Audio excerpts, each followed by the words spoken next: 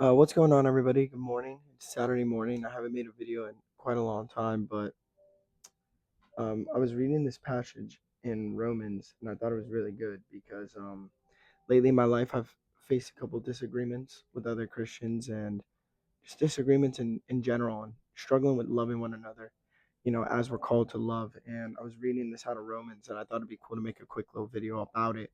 Romans, it's talking about in chapter 12, being a living sacrifice for the Lord, and how that is actually our spiritual worship, right? Worship is, sometimes we twist the idea of worship of just being praise songs or just being the two songs that we sing Sunday morning.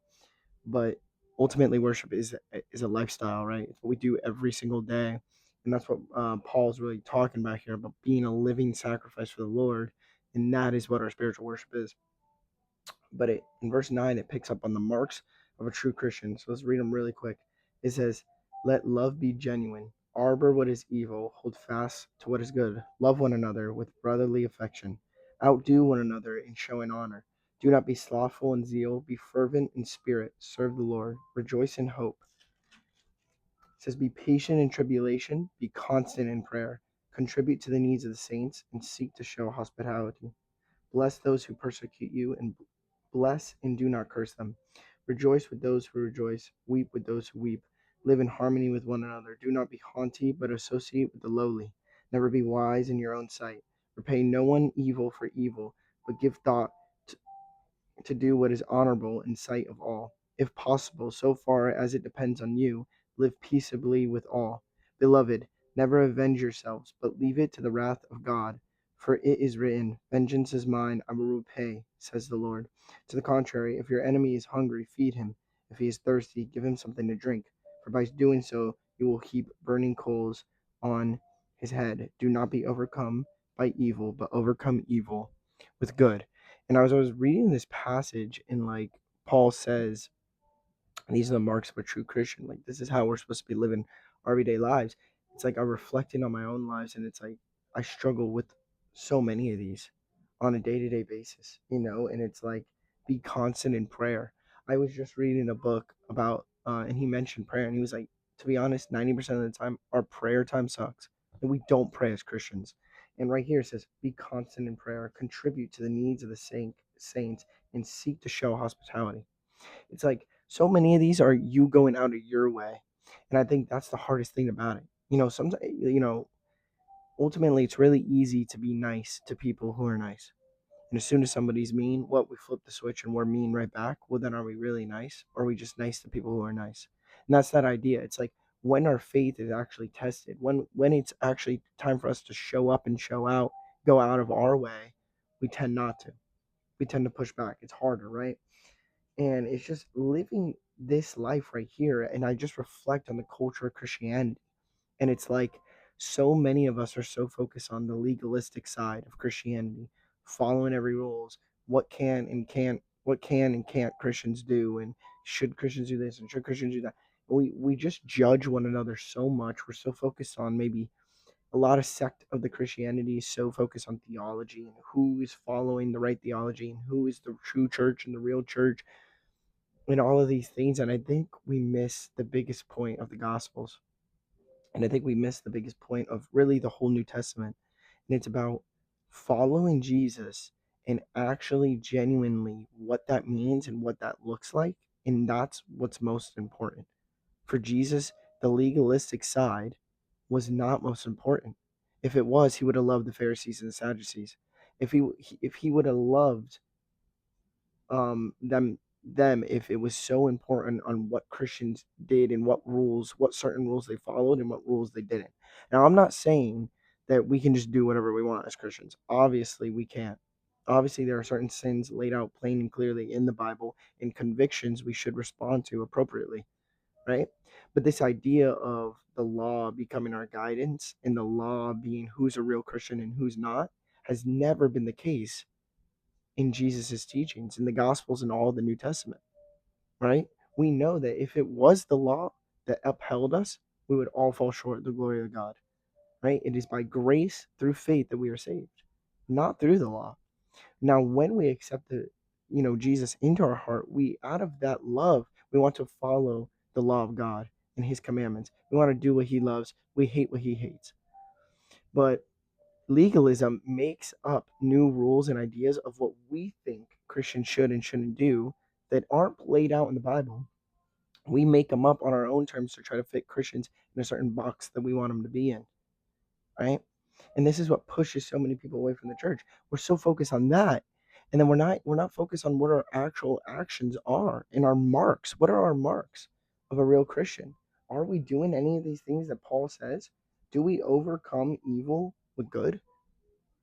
Or someone as soon as someone, you know, puts evil into us or does something evil on us or to us, we reciprocate it right back. We give that same energy. Let's just read a couple of these.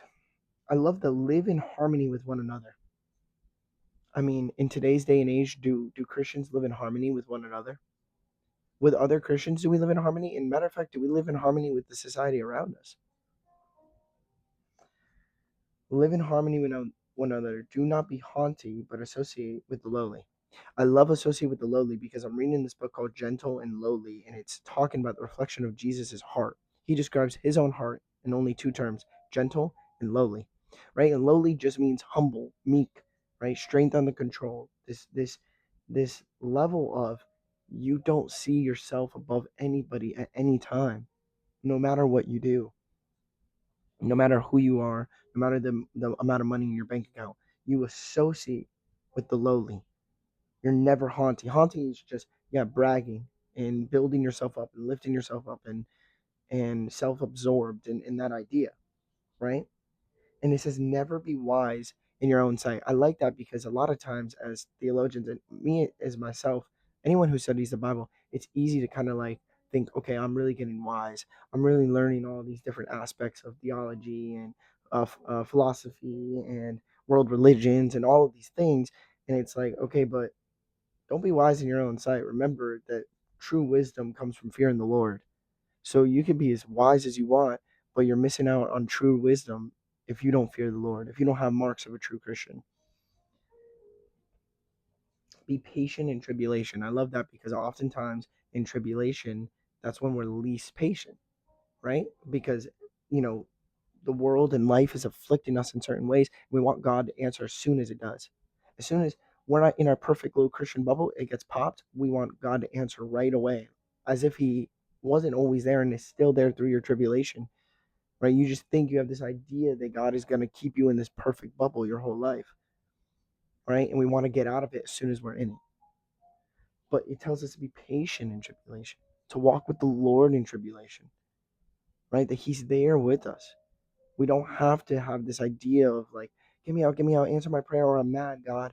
Answer my prayer or I'm going to blame you, God. No, be patient in tribulation and contribute to the needs of the saints and seek to show hospitality. Contribute to the needs of the saints. I think we miss out on contributing to one another's lives so much.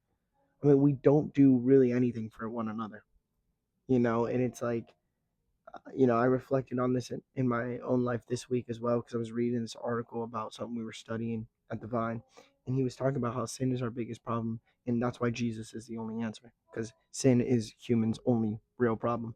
And he talks about if you can't see sin in the world, just look at yourself. When was the last time you did anything nice for somebody that wasn't your own benefit? And I read that and I was like, I couldn't even think of it in the last week that I've done something that was not on my own benefit because we're so naturally self-absorbed. And that's what it's saying here, to contribute to other people's needs. Be there for one another.